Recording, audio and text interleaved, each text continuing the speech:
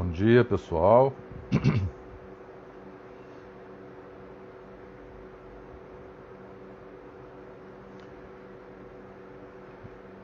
Bom dia quem está chegando.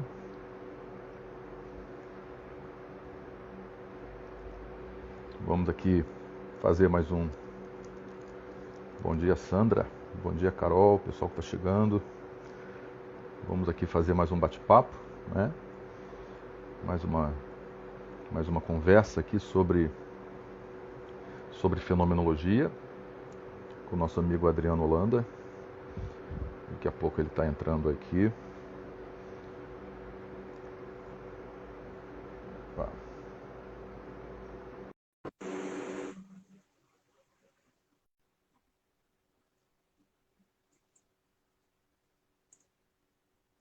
Chegando. Opa! Opa, meu amigo, bom dia. Ó, que eu tô estreando aqui materialzinho novo, então tô ajustando aqui. Ó. É mesmo, é? Opa, um Cara, suportezinho legal aqui pro celular, gostei. ih, rapaz, tá Vamos ver tecnológico, hein? como é que Tô vai gostando de ficar ver. aqui. É, a tecnologia, É, tecnologia aqui. Bom dia. Então, meu amigo, estamos aí, Falou, não ficou bom. mais um bate-papo nosso, sempre reiterando aí, né? Momento difícil que a gente vive, a gente sempre expressando aí a nossa solidariedade com tudo que está acontecendo, né? Tantas perdas aí e, né, também frisando aí o quanto também a gente é indignado com tudo isso, né? A que ponto nós chegamos, mas não podemos fracassar, seguir fortes, seguir firmes aí para superar esse momento difícil. E uma das maneiras que a gente acredita que a gente colabora com isso é também aqui a gente divulgando, não é? A gente aqui conversando, a gente aqui compartilhando nosso trabalho, as coisas que a gente faz, que a gente estuda. E, mais uma vez, aqui conversamos sobre o movimento fenomenológico, parte 2 agora. Não é Parte isso? 2, parte 2 de um seriado que está previsto para 35, não é isso? É por aí, é por aí. Até 2022 a gente termina. É 2022. É engraçado isso, né? Porque uma coisa vai Ah, puxando a outra, uma coisa vai abrindo, né? Eu particularmente adoro o tema da história. Eu acho divertidíssimo a gente hum, fazer essas costuras, essas leituras que são atravessadas por contexto, por história, por cultura, etc, etc, uhum, etc, né? A grande maioria dos nossos colegas não curtem muito isso, acham que isso não tem lá muito sentido, né? O que não deixa de ser curioso, porque muitos deles vão se apropriar, por exemplo, de um dos autores que mais vai tomar a história como fundamento, como esteio para seus trabalhos. No caso do Foucault, por exemplo. Né? Mas eu é, gosto muito. E assim, eu acho muito divertido quando de vez em quando a gente descobre um texto ou outro, ou uma ideia ou outra, né? Que você vai fazendo aí uma amarração. E na semana passada a gente começou, eu até tinha comentado com vocês que eu tinha separado alguns textos aqui para mostrar. Ao longo da semana eu cheguei a fazer uma postagem sobre o clássico do Spiegelberg, né? Phenomenological isso. Movement. Uhum, Confesso que não tive fôlego para continuar. Minha meta era de todo dia estar postando um texto e mostrando e fazendo algum comentário. Mas é, realmente, tá aqui eu, o Crisóstomo, acho que todo mundo aqui completamente atravessados por um excesso de positividade, como dizia o Bill Churran, de trabalho, né? Então não deu tempo.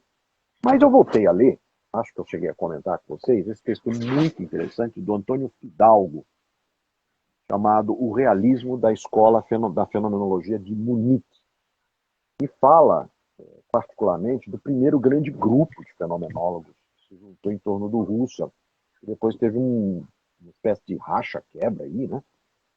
E aí se dividiu entre uma escola realista por um lado e o grupo que acabou acompanhando o Husserl na direção do famoso, indefinível, incompreensível e extremamente complicado idealismo transcendental.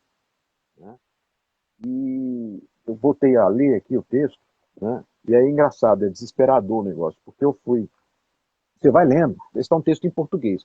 Quem quiser, eu tenho esse texto em português, tenho o PDF dele, passo com o maior prazer do mundo. E fui lendo, é uma introdução, fui lendo a introdução do Antônio Fidalgo, antes dele entrar na escola de Munique, que basicamente são dois grandes nomes da fenomenologia, que é o Adolf Reinhardt. Inclusive saiu muito recentemente uma tradução de um clássico dele, fantástico, estou aqui relendo, que é Fenomenologia. Então fica a indicação, inclusive, sigam aí a Outra Via, que é a editora. É uma tradução recentíssima agora, um texto bem pequenininho, fundamental, do grande, um dos grandes assessores, né, associados, colaboradores, direto, braço direito do Russo, né? E o outro, outra figura é o Alexander Fanda, os dois grandes nomes desse modelo de Munique. E aí você vai lendo, né? Parei na. Olha, o povo entender meu desespero, pra você entender meu desespero. Eu estava brincando agora com nossa colega Mariana, que eu falo, estou desesperado aqui. Ela, por que você está desesperado? Porque eu só estou aumentando aqui a quantidade de coisa que eu tenho para ler e não dá tempo, né? Porque se eu abrir o Zap, eu abrir o computador, é um monte de tarefa para ontem, né? De ter que fazer, burocracia da faculdade, é isso, é relatório, não sei o que lá, agora estamos na época da sucupira. Né? Então fica meio tragédia. A coisa foi se acumulando. Eu tinha arrumado no escritório, mas a coisa foi se acumulando aqui do lado. E aí uma coisa vai puxando a outra, você vai abrindo, você tem um outro desespero, que chama internet. Na internet você encontra tudo. Aí você vai buscando, resultado. Tudo isso para chegar nesse texto belíssimo que eu acabei de descobrir aqui. Vê se vocês vão ler o título. De ninguém menos do que do Herbert Spiegelberg. Tá? Do Herbert Spiegelberg. Né? Falando sobre a terceira geração de fenomenólogos, né? Na contribuição de um texto que foi editado pelo Carl Schumann. Chama-se, é um texto, acabei de puxar ele, chama-se Phenomenology in Practice and Theory, que são, assim, vários autores falando de vários temas, interessantíssimo, coisa fabulosa, eu fui juntando aqui.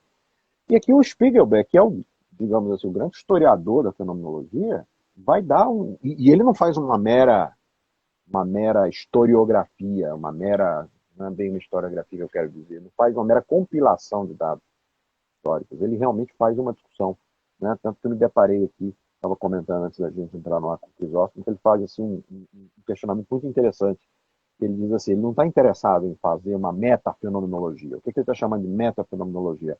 Uma mera discussão ou estudo sobre fenomenologia. Isso aí lembra muito o que a gente já falou várias vezes aqui. Né? A gente tem que parar de falar de fenomenologia e efetivamente fazer fenomenologia, realizar fenomenologia. Né? E aí ele faz assim, um texto curto, 4 páginas, mas muito interessante, onde ele faz uma divisão entre gerações de fenomenólogos. Né?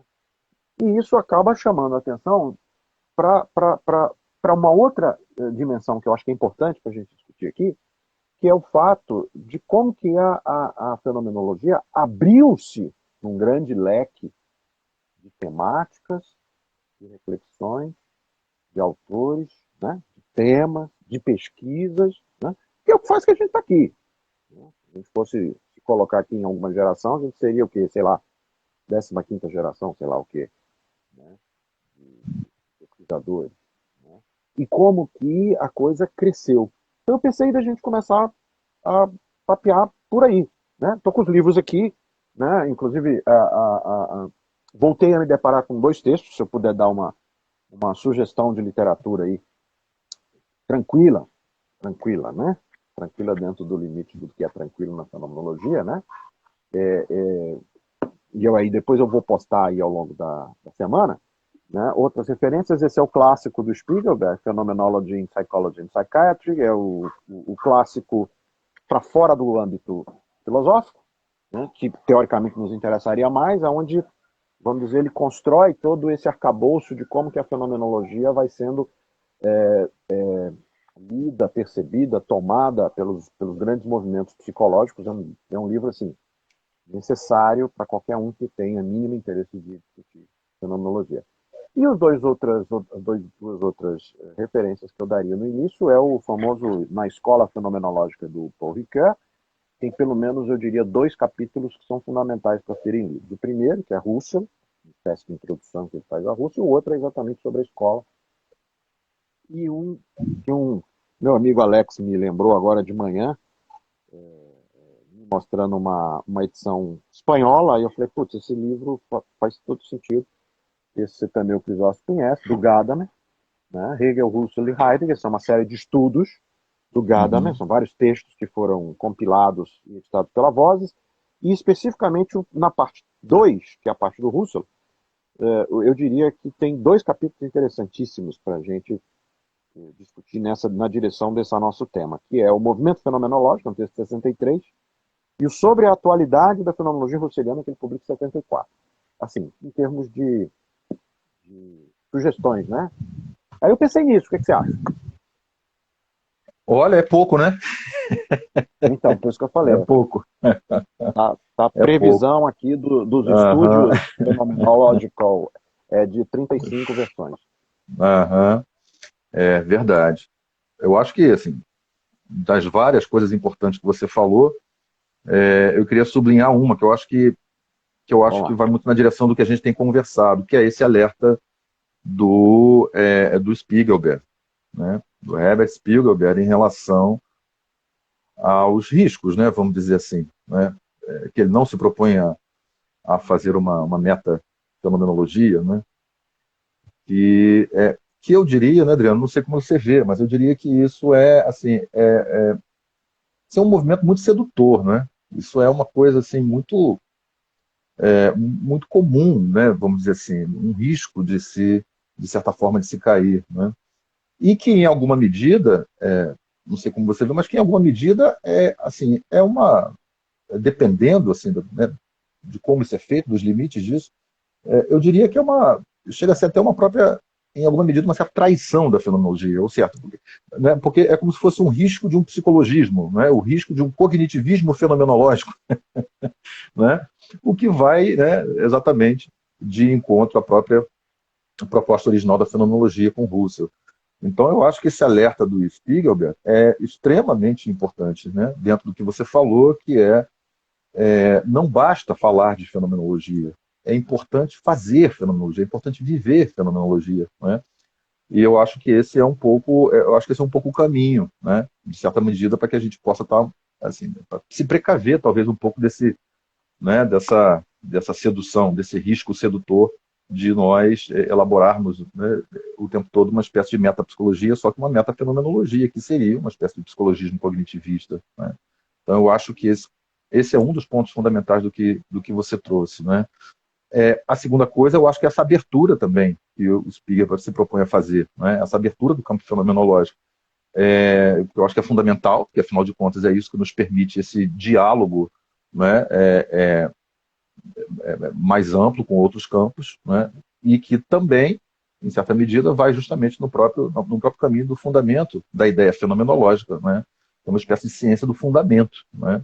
A busca de uma fundamentação rigorosa. Então, no momento em que a gente consegue abrir, né, e potencializar, de certa maneira, os diálogos fenomenológicos com os múltiplos campos de conhecimento, eu diria que a gente vai também nessa direção do que efetivamente a fenomenologia se propõe no seu nascimento, entende? Então, acho que é muito bem trazido, né, esse texto do Spiegelberg, que é mais do que, como você falou, uma historiografia ou uma compilação, né, de fatos históricos, mas uma proposta mesmo de um chamamento, né, eu diria que ao rigor fenomenológico. Não é isso? Por Pois aí, é, né? e você vê que a gente vira e mexe, vai e volta mais ou menos a algumas temáticas. Você volta numa questão que a gente já bateu várias vezes aqui em outras lives, mas que nunca é demais, que é assim, e tem tudo a ver com o nosso métier, vamos dizer assim, que é o lugar que a gente ocupa, né? Professores e pesquisadores da psicologia. A psicologia ela tende, principalmente a brasileira, eu acho que isso é importante de destacar, principalmente a brasileira, ela tende a uma certa romantização do pensamento fenomenológico. E eu diria que essa sedução que você se refere, ela é real, ela é concreta, ela é factível, principalmente quando a gente migra, vamos dizer assim, ou direciona, vamos dizer assim, o olhar para uma perspectiva mais, entre aspas, eu vou colocar entre aspas, para poder fazer uma distinção, para uma perspectiva mais existencial. Né? O discurso existencial. Uhum. Né? Veja que eu estou falando de existência não existencialista. Existencial, discurso existencial para poder abarcar um coletivo, né? Um conjunto muito amplo, muito vasto e muito dispar de autores que bebem da fenomenologia. Né? Alguns deles, Uhum. inclusive, como o próprio Spiegelberg coloca nesse texto aqui que eu estou me referindo, para vocês, corresponderia, por exemplo, ao que ele chamaria de segunda geração de fenomenólogos na Europa, e que tem tudo a ver com a entrada da fenomenologia na França. E ele cita nominalmente Gabriel Marcel, Jean-Paul Sartre, Maurice Merleau-Ponty, né, que bebem, inclusive, da fonte de autores importantes, como Georges Gusdorff, por exemplo. Então, quando a gente vai para a perspectiva existencial, a tendência, e é curiosa essa tendência, a tendência é a gente encapsular, e aí, é a coisa que a gente já bateu nessa tecla, mas nunca é demais voltar, naturalizar certas estruturas existenciais como dados, né? E pior, dados identificados com alguns construtos, alguns conceitos que são muito próximos das metateorias psicológicas.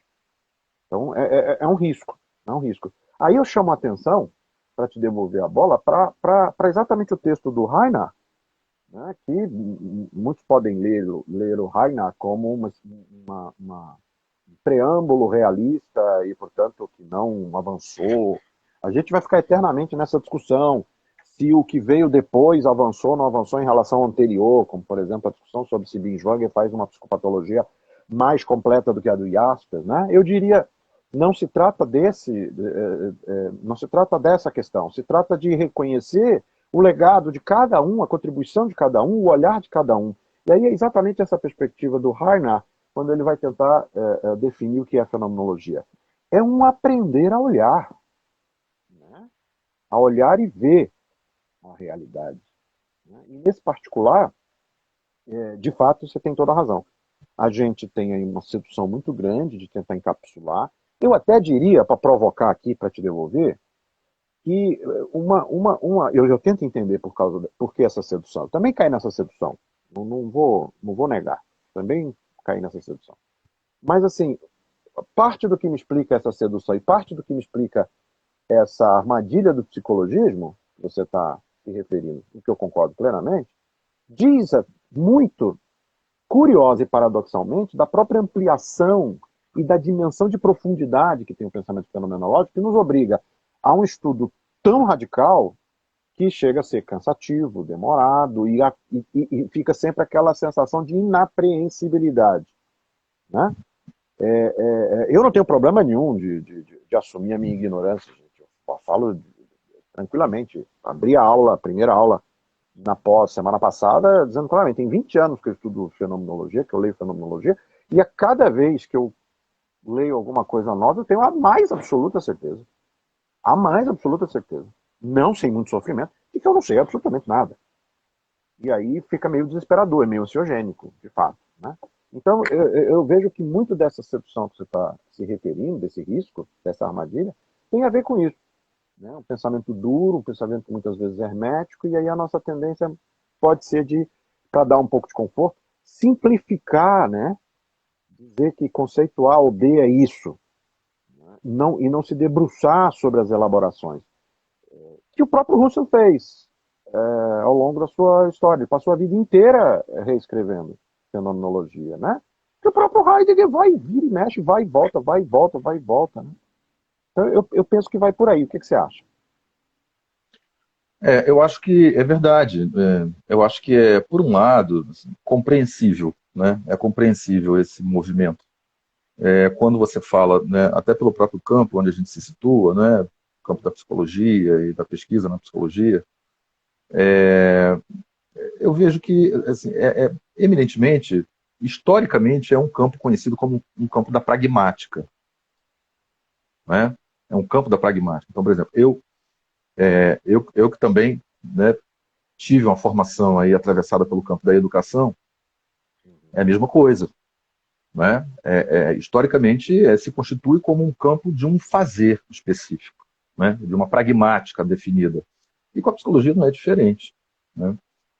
Então, eu diria que essa captura que você fala, até a própria a própria releitura fenomenológica sobre vieses existenciais, a partir, né, da fenomenologia, né, impregnada pelo pensamento existencial, principalmente francês, eu acho que vai muito nessa direção, entendeu, Adriano? Então, acho que essa tendência, né, sedutora ao encapsulamento, ela navega muito nas águas né, da estruturação de um fazer, né, da consolidação de um fazer. Evidentemente, isso também diz de uma tradição de pensamento, né, que a gente já falou aqui em outras lives, né, quando a gente vem fazendo esse caminhar histórico, né, da cultura, principalmente da cultura ocidental do pensamento, né, o problema do cartesianismo, o problema da substancialização do pensar, o problema da delimitação do objeto bem definido. Então, assim, nós temos uma trajetória, né, que, de certa maneira, ajuda a entender, né, essa sedução e que, portanto, a fenomenologia acaba não escapando disso, né? O problema é que isso, de certa forma, deslegitima a própria proposta original da fenomenologia, né? Se a gente coloca isso de uma forma, né, mais simplificada, que é o aguçamento do movimento do pensamento, ou seja, pensar o pensamento, o pensar a possibilidade do conhecimento, o que se dá no processo do conhecimento, né? A gente tem um problema, que é exatamente uma circularidade que é rompida, né? Vamos dizer assim, né? Estabelecer o conhecimento inequívoco de certa forma, abdicar da própria constituição básica desse pensamento, dos próprios preceitos estruturantes desse pensamento. E aí a gente chega num problema da fenomenologia, uma traição fenomenológica, que é o pensamento justamente, né, uma eleição, né, vamos dizer assim, do primário do pensamento sobre os preceitos que constituem o nosso agir, o nosso conhecer, o nosso pensar. Então, assim, eu acho que essa tradição, né, ela explica, né, um pouco esse movimento. Agora, evidentemente, é o que você falou, se o próprio Russell passa toda a vida dele fazendo esse movimento de retorno, né, essa chamada inflexão fenomenológica, né, então, eu acho que, né, ele atesta, a própria vida do Russell é um atestamento né, da questão da insuficiência, né, vamos dizer assim, do problema da substancialização do pensamento, dessa objetivação, né, dessa redução do saber, né, a um conhecimento pragmático, né, como base de um fazer exclusivamente, né. Então, assim, isso diz respeito à própria crítica à história do pensamento fenomenológico, isso diz respeito à própria crítica à história da tradição do nosso modo de pensar, da nossa cultura, né. Então, realmente, eu diria que é um permanente movimento de, né, libertação, captura, libertação, captura, libertação, captura, né? É isso, né? Se por um lado, a gente falou sobre isso semana passada, né? Se por um lado a gente tem o problema da naturalização, né? Por outro lado, é justamente isso que é uma condição ontológica, né, da qual nós não conseguimos fugir, mas que nos é possível, né, recolocá-la sob permanente estranhamento, né? E aí eu acho que essa, né, de certa forma, essa espécie de circularidade que a gente está falando, que precisa ser sustentada, né? Gostei desse negócio aí, peraí que eu vou até escrever aqui, adorei. Libertação, captura. Né, Escreveu um negócio. é a própria dialética, é a própria dialética. Exatamente, é exatamente isso que eu ia falar. Parece que ele estava pensando a mesma coisa. Porque, assim, eu gosto de pensar a fenomenologia como uma dialética. Né? Exatamente. E, paradoxalmente, exatamente isso que eu estava lendo. Ixi, botei aqui embaixo para servir de base, não vai dar.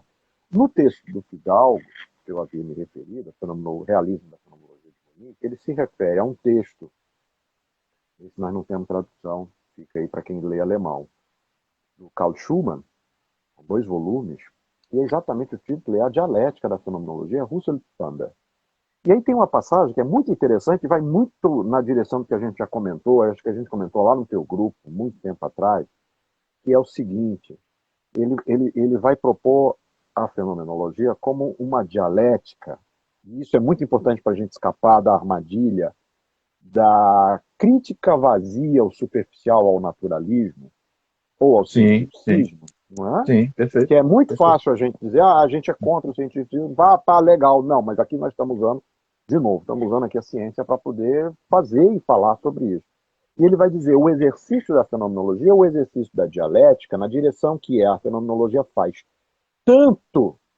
Ela é tanto uma fenomenologia do mundo natural, quanto uma fenomenologia do transcendental. Isso é fantástico.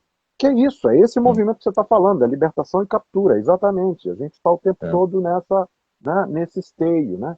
É engraçado que me lembrou uma metáfora que eu sempre gostei de usar para falar de clínica e para falar de relação, que é a do Rubem Alves, né?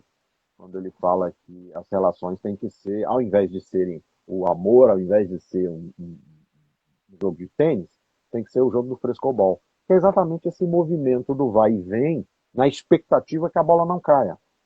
Né? Mas não quer dizer que aquela bola não vai cair, a bola vai cair. E aí a gente recomeça. Eu acho que a fenomenologia é esse exercício. Você pegou muito bem, né? Você falou uma outra coisa linda aí que eu perdi quando eu fui escrever.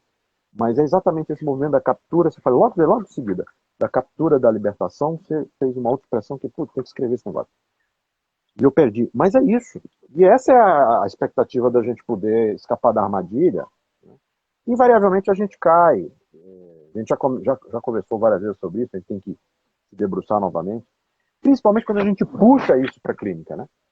Quando a gente puxa isso para a clínica, a gente tem a tendência de categorizar, né, as expressões fenomênicas, eu vou chamar assim, ou seja, aquilo que se passa e que se apresenta na realidade empírica do sujeito, como categorias psicológicas. Uhum. E aí a gente volta para a captura e tende a ficar na captura. Né? Mas o movimento é esse movimento dialético. O que você acha?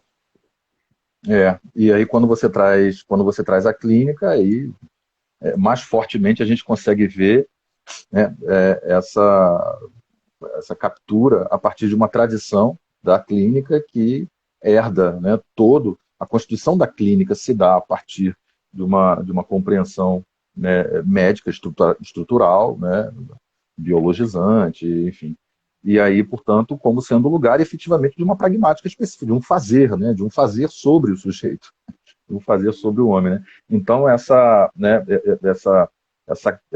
captura por uma categorização dos termos fenomênicos que você falou, isso é muito claro. Eu diria que esse é um dos grandes desafios, Adriano. Assim, a gente que, né, que pensa a psicologia, que pensa também a psicoterapia, a psicologia clínica, né?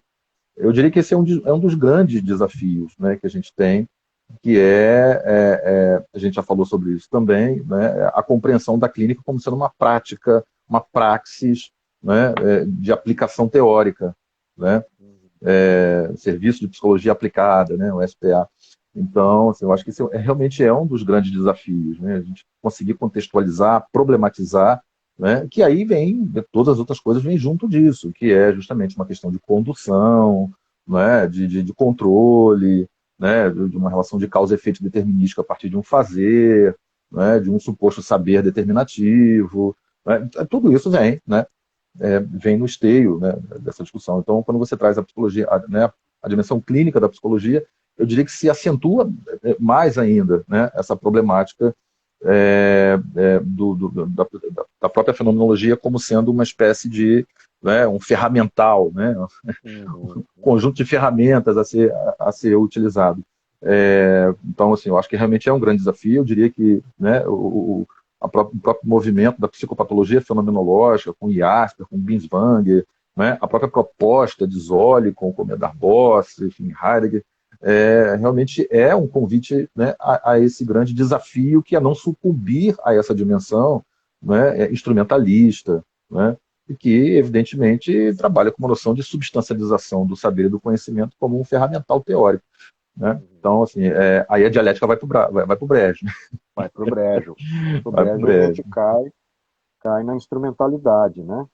É, Seu mestre Heidegger tão brilhantemente já se expressou. Cai na com a questão da instrumentalidade, técnica. Com a com a questão da questão da técnica técnica. também. É. Exatamente. Aliás, esse foi o tema que embalou a nossa reunião de quarta-feira passada, lá no laboratório, foi exatamente a gente pensar, fizemos até um Opa, título legal, cara, fizemos um título bonito pra caramba. Eu falei, não, vou gravar esse negócio aqui, porque isso daqui vai ter que sair alguma coisa. Brincando sobre metacrítica da clínica. Olha que bonito que ficou. Foi meu amigo é. Yuri que deu a sugestão, metacrítica da clínica. Exatamente nessa direção. A gente vai definir, vai tentar defender uma determinada posição que é profunda e necessariamente reflexiva. E a gente volta para o estatuto, eu diria, para o fundamento estatutário da fenomenologia, ou se preferirem, que é o que a gente gosta de falar, né? Aliás, eu estou me apropriando, viu? Diga-se de passagem, eu estou me apropriando da tua referência quando você fala, né? A gente já começou a falar aqui em algumas lives sobre os constituintes ontológicos da Isso, fenomenologia, né? Aí eu coloquei isso no meu isso. programa lá da pós-graduação, falei, olha, o que são os constituintes ontológicos da fenomenologia? São os tijolos que constroem o edifício da fenomenologia. Muitos desses tijolos são estruturas conceituais, né? Que é Perfeito. subjetividade, intencionalidade, temporalidade, espacialidade, corporeilidade, né? Muitos, né? Matéria, consciência, esses são os estatutos. Muitos são esses. E o próprio processo de construção. Então eu estou me apropriando, viu? Botando lá, olha, Lima, Nascimento Muito Lima, bom. né? 2020. E aí a gente volta para o que me parece ser um dos tijolos constitutivos, ou seja, um dos elementos da estrutura ontológica da fenomenologia, que eu gosto de defini-la prioritariamente como tal, que é o estatuto reflexivo, que é esse giro reflexivo continuado, né, a respeito do seu próprio lugar ou da sua própria condição. Né? Aí eu me deparo com a primeira frase. Olha só, né, eu vou ler para vocês assim, a primeira frase do Reinach no que é fenomenologia. É um curso, uma aula. Aliás, reza a lenda, né? Diz aí a anedota que se conta é que assim, o Russell dava aquelas aulas de 3 horas seguidas sem parar, né? Na época não tinha esse negocinho de levantar a mão, da licença, quero fazer uma pergunta, quero ir no banheiro, não, é direto, né? E diz que depois que ele agradecia a audiência e ia embora, o Reinhardt virava para a galera e falava, ó, vem cá que agora eu vou explicar o que o mestre disse. O negócio era feito. E a primeira frase que ele coloca no que é a fenomenologia: meus senhores, não me propus a tarefa de lhes dizer o que seja a fenomenologia. Senão desejo tentar pensar fenomenologicamente com vocês. Aqui está frisado, né? Vou até verificar no texto original, mas está frisado pensar. Falar sobre. Olha que bonito. Olha que bonito. Gente, esse texto aqui está em português. Estou indicando todo mundo. Entra aí. Vou fazer propaganda agora. Né? Siga aí a Outra Via, que é a editora. Tá? Se entregue em casa. Brilhante esse texto. É de 1914. Esse texto. Falar sobre fenomenologia é o que há de mais ocioso no mundo, se falta o que pode dar a toda conversa a concreta completude e evidência. 2 pontos. A visada fenomenológica e a atitude fenomenológica. Então, traduzindo aqui, a Einstellung, né, que na tradução brasileira das ideias do Carlos, o Moura sugeriu traduzir por orientação, que aliás eu prefiro do que atitude, que esse termo atitude fenomenológica, para quem não sabe, é a tradução do Paul Ricoeur na edição francesa das ideias que pegou. E aí e isso o psicólogo pega e transforma numa prática assim, ó. É mais fácil do que o Thanos fazer a parada de dedo. Então, lembrando que atitude fenomenológica aqui é a Einstellung, né, fenomenológica, né, que eu prefiro pensar como orientação. Pois este é o ponto essencial. 2 pontos. Não se trata, em fenomenologia, de um sistema de proposições e verdades filosóficas, de um sistema de proposições nos quais devem crer todos aqueles que se denominam fenomenólogos e que eu poderia aqui demonstrar, senão que se trata. É lindo demais. Gente, é bonito demais. Senão que se trata de um método do filosofar que é exigido pelos problemas da filosofia. Olha que interessante. Um método que é exigido pelos problemas da filosofia e que se distancia muito da maneira como olhamos ao redor e nos orientamos na vida. E se distancia ainda mais da maneira como trabalhamos ou devemos trabalhar na maioria das ciências. Assim, quero hoje tanger uma série de problemas filosóficos na esperança de que se ilumine para vocês, nesse ou naquele ponto, o que é peculiar da atitude, da orientação fenomenológica, assim ter se dado a base para discussões ulteriores. Olha aí, olha aí. Texto básico. E aqui ele já introduz a crítica ao naturalismo, a crítica à objetificação, a crítica à ciência objetivista, e a gente corre o risco, voltando para a armadilha, de rapidamente simplificar e dizer, portanto, nós vamos fazer diferente e vamos fazer melhor. Né? Essa é a grande tragédia das ideologias, né? contra uma eu crio uma nova, tá aí o nosso país que não nos deixa mentir, eu crio uma nova dizendo que eu tenho a verdade. Né? Maravilha. E aí criamos uma guerra santa. Então eu acho que é por aí, é exatamente nesse espírito dialético que a gente tem que retomar a discussão. Aí eu devolvo para você.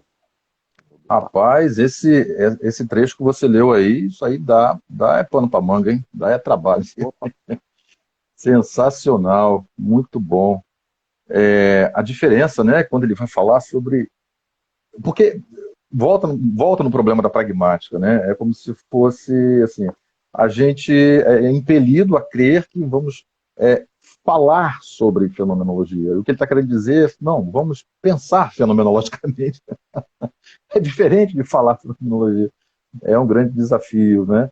E isso que você trouxe também, Adriano, da diferença, né, da tradução que se consolida a partir de Ricoeur, né, das ideias da ideia de atitude para a orientação, atitude fonológica, isso me parece ser extremamente importante, porque realmente essa captura da ideia de atitude, né, para uma dimensão, vamos dizer assim, de um fazer, de uma postura, de um fazer, né, de uma condição, isso é algo muito forte, muito, muito forte, né, diferentemente da ideia de orientação.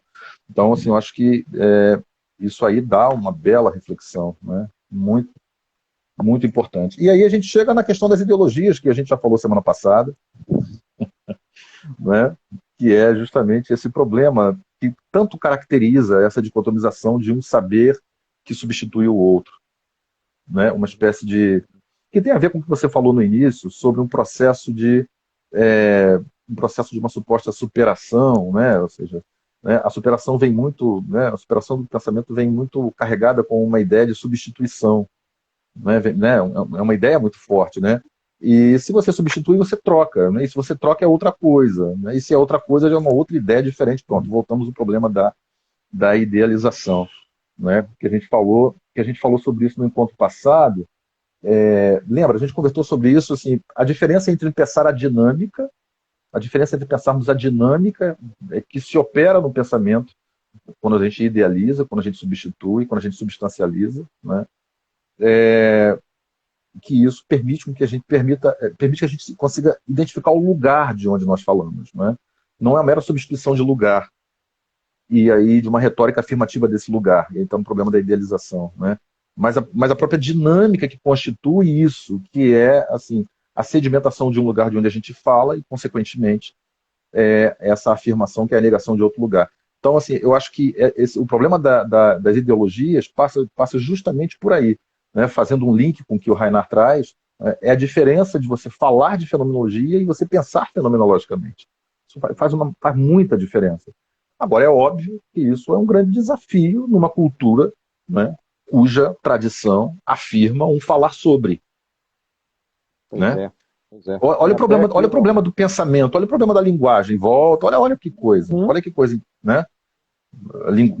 A linguagem usualmente tida como sendo aquilo que nomeia as coisas, né? A representação das coisas. Então, né? A gente fala sobre as coisas, né? Então, assim, olha como que isso é profundo, olha como isso é forte na nossa tradição do pensamento, mas que não necessariamente retrata efetivamente o que possa acontecer enquanto possibilidade, né? E falar de algo não é necessariamente né, um processo substancializante de um lugar definido, né?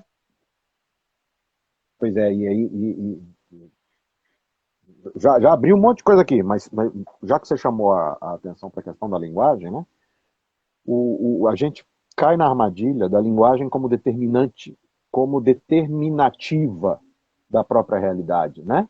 O Exato, nome não diz só sobre algo, ele coloca algo como um objeto tácito. exato. Isso é um problema muito sério para a gente discutir. Eu acho que vai chegar um momento que a gente vai ter que retomar certas coisas aí, mas veja a importância que isso tem, né? Que é uma perspectiva linear do nosso pensamento, né? Mas Exato. enquanto você estava falando, nossa, Ah. nosso amigo Peterson estava aí provocando aí sobre. Opa, grande Peterson. É, estava provocando aí, estava perguntando sobre a atitude fenomenológica, se era possível uma atitude não fenomenológica na fenomenologia, né? Ó, tá uma provocação aí O orientando é seu, você vai ter que se virar com essa, velho. O que você pensa disso? Rapaz, Tem uma peraí ideia. que eu tenho que conseguir Tem que visualizar a pensar. pergunta aqui. Cadê a pergunta que eu não consegui achar? Tá. Procura aí mais para cá. Vou puxar aqui, deixa eu ver se eu consigo. Aqui, ó. Eu Peterson. posso ter uma atitude fenomenológica dentro da fenomenologia, algo que não me torna próprio dentro dessa atitude? Depois Boa. ele faz um adendo. Né? Não, desculpa, é uma atitude não fenomenológica dentro da Desculpa, uma fenomenologia. atitude não fenomenológica dentro da fenomenologia. Ó, Olha que coisa é o monstro boa, que você hein? está criando, é coisa boa. Olha, é, eu acho que sim, Peterson. Eu acho que sim. Sinceramente, eu acho que sim. Eu acho que a gente está falando disso, por exemplo, quando o Adriano iniciou a nossa conversa falando sobre os riscos, né, de uma metafenomenologia. Né? Eu acho que, né, quando a gente não percebe, se captura por esse lugar, né, esse lugar né, de uma elaboração sobre um objeto definido, compreende? De uma sistematização racional sobre um objeto definido e que, de certa forma, não se dá conta do lugar que a torna possível, tudo bem? Que não se dá conta justamente disso enquanto um fenômeno de mostração. Eu acho que a gente parte para uma, né, para uma naturalização, mesmo dentro do movimento fenomenológico.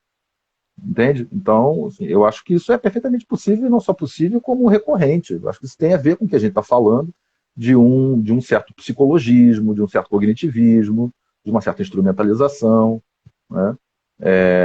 Que não é raro de acontecer, justamente, eu diria que por essa sedução histórica, né, que nós temos né, vamos dizer, apresentar o objeto do conhecimento de uma forma sistematizada, substancializada e definida, entende? Sem que isso, de certa forma, é, assim, sustente o movimento dialético do lugar de onde eu falo, que é justamente os preceitos, né, a abertura que sustenta aquilo que me permite ver tal qual vejo, falar tal qual falo, descrever tal qual descrevo. Né? Eu diria que a sustentação dessa dimensão dialética é que é a própria postura fenomenológica, mas nem sempre isso ocorre. Então, por isso que eu acho que é possível, sim. Não sei se o Adriano vê também por aí. Se você vai, acho que o teu caminho está perfeito, se você vai pela direção da possibilidade, vamos dizer, do não reconhecimento desse estatuto dito fenomenológico, é óbvio que nós caímos na mesma armadilha, eventualmente. Né? É óbvio. A gente já cansou de falar isso aqui. Né? Veja, uma coisa que eu gosto sempre de dizer assim, na minha experiência, né, muito menos como pesquisador e professor, e muito mais como editor de revista, né, ou seja, acompanhando, né, vou completar 15 Uhum. anos editorando uma revista. Quer dizer, então, assim, o que passa na minha mão é uma quantidade monumental de artigos em que, invariavelmente, a gente percebe claramente como se cai na armadilha da naturalização, inclusive de estrutura de conceito da fenomenologia. Né? Uhum. Marcadamente, e aí eu friso marcadamente, né, nessa, vamos dizer, vertente existencial. Eu acho que ela é Uhum. mais fácil de cair. Por que, que eu acho que ela é mais fácil de cair? Porque é aquilo que o Crisóstomo estava falando no início. Há uma narrativa, há um discurso, há uma linguagem muito sedutora. E aí, esse é um dos aspectos. Esse é um dos aspectos. O segundo aspecto é histórico. Já comentei com vocês. É o fato de que a fenomenologia chega no Brasil por essa vertente existencial. Né? Então, esses são os dois primeiros tópicos. Mas eu acho que é importante essa pergunta do Peterson, porque é importante, claramente importante, a gente definir campos. Né? De novo, nós estamos limpando o campo, mas a gente tem que definir campo. Quando se fala é uma pena que a gente tenha que fazer aqui uma digressão com a palavra atitude fenomenológica, porque ela é uma boa tradução. Né? Eu tenho que admitir que ela é uma boa tradução, né? E como eu sempre me refiro para vocês, até muito recentemente, até 10 anos atrás, muito recentemente, a nós que queríamos estudar fenomenologia, tinha dois caminhos: ler alemão ou se vira com a tradução que cai na tua mão, bicho, porque não tinha em português. Principalmente do Russell. Não era o caso do Crisóstomo, porque você tinha muito boas traduções, e muitas traduções, e boas traduções, do Heidegger. para o português. Do Emanuel Carneiro Leão, do Ernildo Stein. Então, são ótimas, isso aí a gente não tira nem põe, do Laparic e tal. Mas do Russell, não. E aí a gente tinha que lidar com as traduções francesas, espanholas e inglesas. Né? Invariavelmente, você tem que fazer, além da tradução, uma versão da tradução para a sua própria língua, para a sua própria compreensibilidade. Quando a gente fala de atitude fenomenológica, ou quando a gente fala de orientação fenomenológica, quando o Reinhardt fala que ele não vai falar de fenomenologia, mas vai fazer fenomenologia, ele está falando exatamente de o fazer, de uma tomada de posição, né? De um ocupar um lugar. Então ele está convocando o pesquisador de fenomenologia, está provocando, isso é o Russell, né? Está provocando o pesquisador em fenomenologia a mudar de posição. Eu gosto, né? Eu defino no meu livro, eu gosto de dizer que a fenomenologia, logo no início do livro, eu coloco assim, fenomenologia eu entendo como uma disposição, uma mudança de posição. Que mudança é essa? Sair daquele modelo da atitude natural clássica, que a gente está acostumado, a gente está acomodado, conhece e tal, para uma posição dita fenomenológica. Então, essa tomada de posição fenomenológica, né? Aliás, me lembra muito meu velho bom e velho mestre Buber, né? Quando ele diz, olha, quando eu digo tu ou quando eu digo isso, eu tomo uma posição. E essa posição, ela define, inclusive, um mundo. Né? Então, é disso que a gente está falando. Né? E que como a gente falou no início aqui, é dialético. É um movimento gostei de novo, de captura e de libertação. Então a gente vai e vem. Isso não quer dizer que você viva. Né? Não dá para... muito leitor iniciante vai ter aquela imagem de... Né? Por isso que eu gosto de dizer, olha, eu acho estranho o cara que se intitula, olha, o que você é? A gente tem essa mania na psicologia de identificar pela sua linha, né? Eu sou gestalterapeuta, eu sou psicanalista, eu sou fenomenológico existencial. Eu falava, não faz isso. Não faz isso porque você está, né, você tá matando a pobre da possibilidade da fenomenologia ser fenomenologia, dizendo que você é alguma coisa, porque não é um estatuto de naturalização, não é? É muito mais esse giro. Então a gente está falando desse movimento dialético. Então, se a gente consegue compreender isso, a gente vai se tranquilizar e reconhecer que, assim, eu não vivo num mundo dito fenomenológico. Né? Não dá, eu estou transitando o tempo todo. Ele está falando, então, de uma outra posição. Né? Eu entendo dessa maneira. Aí. O que você acha? Eu acho legal, eu vou pegar carona no que você falou, porque tem aqui uma participação aqui, não consigo identificar o nome, mas o Orengo, mas faz uma colocação aqui interessante, Adriano. Provocações. Se a palavra não diz, o que é isso que me vem quando escuto fenomenologia? Olha que interessante. O que é isso que me vem quando escuto fenomenologia? Olha que papo bacana, hein? Belíssima provocação. Eu acho que, assim, bom, não tem como saber aqui o nome aqui da pessoa, mas, então, eu acho que o que a gente está falando... Você sabe quem é? Então tá contigo a bola. Se você sabe quem é, tá contigo a bola. Não, mas vai aí enquanto eu anoto aqui, porque me vem umas ideias aqui. Mas muito legal, muito ótima provocação, muito bom. Eu acho que não dá para a gente evoluir na pergunta se a gente já não para na primeira frase, quando diz assim, se a palavra não diz, pronto, já tem que parar aí. O que é o dizer da palavra? Tá entendendo?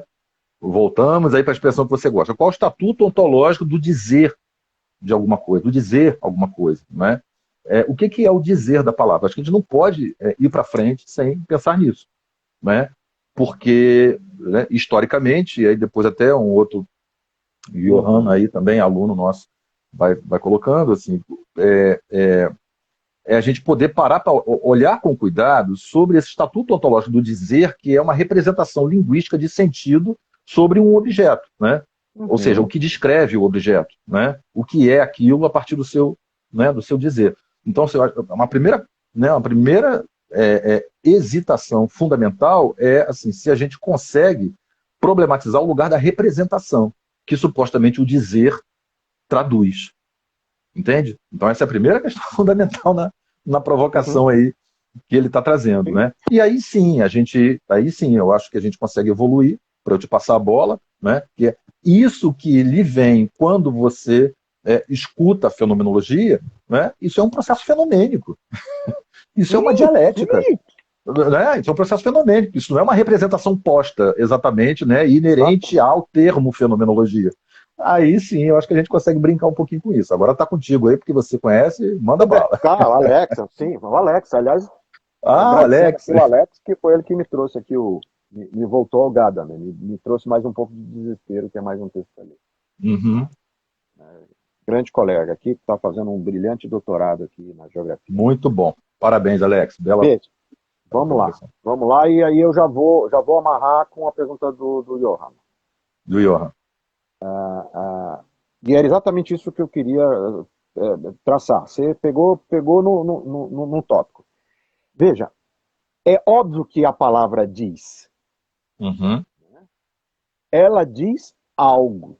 O que a gente está Uhum. querendo aqui fazer uma distinção, e aí exatamente aqui o Alex traz de novo a questão estruturalista, é fugir da dimensão. Eu acho que houve uma interpretação. Eu não sou fã e não conheço, o Alex sabe disso, eu não conheço o estruturalismo, então corro o risco de falar uma tremenda besteira. Mas eu acho que houve uma apropriação da ideia estruturalista que tornou a ideia de estrutura um hermetismo. Isso é um problema para nós na fenomenologia, porque, quer queiramos, quer não, quando você fala de retorno às essências, você fala de estruturas, sim. Então é óbvio que a palavra diz. Ela diz algo. Aqui eu estou fazendo um exercício fenomênico. E o que, que ela diz algo? O dizer algo da palavra é exatamente o fenômeno que se apresenta, é a fenomenalidade própria do que se apresenta. E o que você tem na palavra dita é, muitas das vezes, a posição histórica, ou se preferir, a posição cultural, ou se preferir, a anterioridade temporal do que me é dado, por exemplo. Então ela me diz algo, sim, é evidente que me diz algo. A história me diz algo. Uhum. Né? A palavra tem uma história, não é à toa que o Heidegger vai fazer filologia para fazer filosofia, gente. É óbvio. Uhum. Por quê? Porque ele vai lá na origem da palavra para dizer o que quer dizer essa palavra na origem. Né? E aí Uhum. vai mostrar, veja como que a palavra perde a origem. Quando a gente está problematizando a palavra aqui, quando o Crisóstomo está chamando, não se trata de uma representação, o que ele está dizendo, fundamentalmente, é a palavra, ao dizer, não afirma uma representação tácita, não determina a condição de objetalidade de um mundo na própria palavra, que confunde o mundo com a palavra, ou se preferirem, confunde a linguagem com o mundo próprio a qual ela se remete. Então, a essência do exercício fenomenológico está na descritibilidade, ou se preferirem, na hermenêutica da palavra que diz algo que, na verdade, me remete a este processo de interação dialética, que eventualmente me coloca, por exemplo, num primeiro momento, imaginemos que eu seja um pesquisador social, me coloca, a partir da palavra, o sujeito como sujeito social. E aí eu vou fazer o quê? A descrição, a compreensibilidade do fenômeno social que me é dado na palavra. Então, é nesse sentido, a convocação da fenomenologia aqui, quando a gente diz quando a gente faz essa admoestação do que é dito, é simplesmente a não reificação da palavra. É nesse sentido que eu espero que eu não esteja falando nenhuma besteira, por favor, me corrijam, sem problemas, que eu acho que houve uma falha na interpretação do estruturalismo, das filosofias estruturalistas. Porque Uhum. eu não entendo que Ferdinand Saussure venha dizer isso. Eu não entendo que Foucault venha dizer que uma vez posto aquela palavra está dada. Porque senão, a gente simplesmente estaria aqui criando um novo léxico, um novo Uhum. glossário. E aí a gente Uhum. diz, então vamos substituir a palavra e tudo será resolvido. Não é assim. Está Uhum. aí toda a discussão de gênero, está aí toda a discussão sobre cultura, toda a discussão sobre raça, que não me deixa mentir. Não se trata simplesmente de substituição de questões de palavra. Se trata, inclusive, do reconhecimento da própria historicidade do dito, para saber reconhecê-lo como lugar da historicidade. Né? É nesse particular. Então, assim, voltando na provocação do Alex, se a palavra não diz, o que me vem quando escuto fenomenologia? E a minha resposta seria muito simples. Ora, o que me vem são as múltiplas possibilidades de apresentação do dito, que me obriga a pensar o que é fenomenologia, o que é fenômeno, o que é palavra, o que é dito e o que é possível ser compreendido dos múltiplos significados da palavra. Né? Ou seja, viu, Alex? O que me sobra? O exercício infindável da hermenêutica. Eu acho que é, Perfeito. né, exatamente uma polifonia da palavra, como o Ricoeur vai dizer. Exatamente. E aqui o Alan está dando sua contribuição aqui também. Entendi aqui.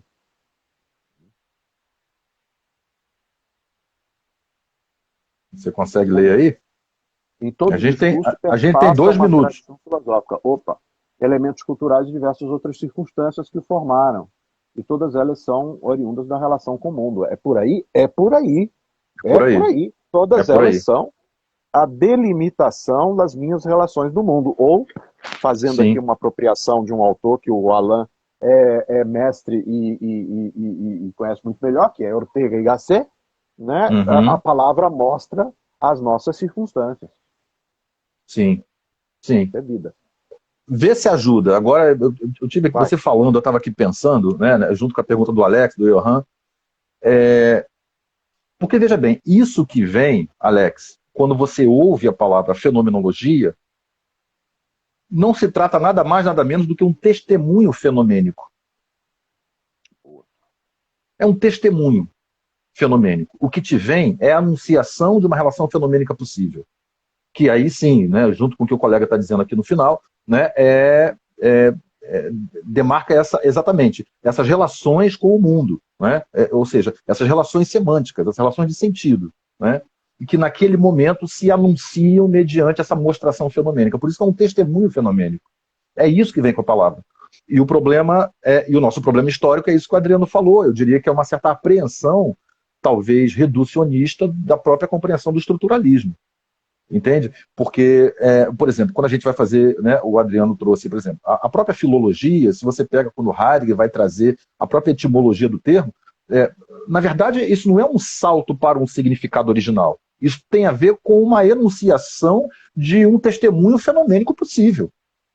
Enunciação de um testemunho fenomênico possível. Porque a gente sempre está diante de testemunhos fenomênicos. Compreende? Então, eu acho que eu acho que talvez essa seja, né, uma boa estratégia para, né, que a gente consiga ter uma atenção sobre a libertação dessa sedução da ideia de representação, por isso que a gente falou no início. O que é o dizer da palavra? O dizer da palavra é um testemunho fenomênico, é exatamente isso. Não sei se o Adriano concorda. Perfeito, perfeito. Eu vou agora, já que você falou que está faltando um minuto, vou fazer uso aqui de uma máxima fenomenológica. Olha só o que eu vou falar. Fazer uso de uma máxima fenomenológica de Jacques Lacan. Vamos usar o tempo lógico e dizer: perfeita, sua fala encerra a nossa conversa. Lindo demais. Ih, rapaz, fechamos com Lacan hoje, é? Caramba, o Claro, negócio foi legal. enunciação possível do testemunho fenomênico. Perfeito. Acho que é por aí mesmo. Né? Maravilha. Bom, 1 minuto, vamos fechar. Excelente papo. Vamos. Eu acho que isso aí, eu acho que ainda vai dar mais pano para manga. Hein? Realmente é o caminho. O caminho é lá o 35, por aí. Olha aí. Maravilha. Eu acho que o caminho vai ser por aí. Vamos voltar nisso daí. Vamos voltar ao movimento fenomenológico 3. Vamos pensar aqui daqui Beleza. a 15 dias o que a gente fala, ou semana que vem, se a gente tiver fôlego. Se a gente tiver fôlego. Lembrando, já está anunciado o nosso congresso, né, Adriano? O pessoal ir lá, já está nos nossos perfis aí. Manda bala aí na divulgação, Adriano. Inscrições abertas, gente. Vai ser lindo. Muita gente. Em breve a gente vai estar colocando e alimentando o site para ver todos os convidados. Vocês vão surpreender. Já temos 8 convidados internacionais. Gente do mais alto quilate da fenomenologia no mundo. Vamos aproveitar alguma coisa positiva da pandemia, que é o fato de estarmos virtuais. O congresso está lá. Procura aí no MEPF, procura no LabFeno. Beleza? Divulguem para a gente. Precisamos construir o maior movimento de fenomenologia no Brasil e na América Latina. E vamos tocando o barco. Vamos batendo papo. Prazer enorme. Vamos nós. Meu amigo. Gente, um abraço. Valeu, obrigado, gente. Sigam se cuidando e até a próxima. Tchau, tchau. Tchau, tchau.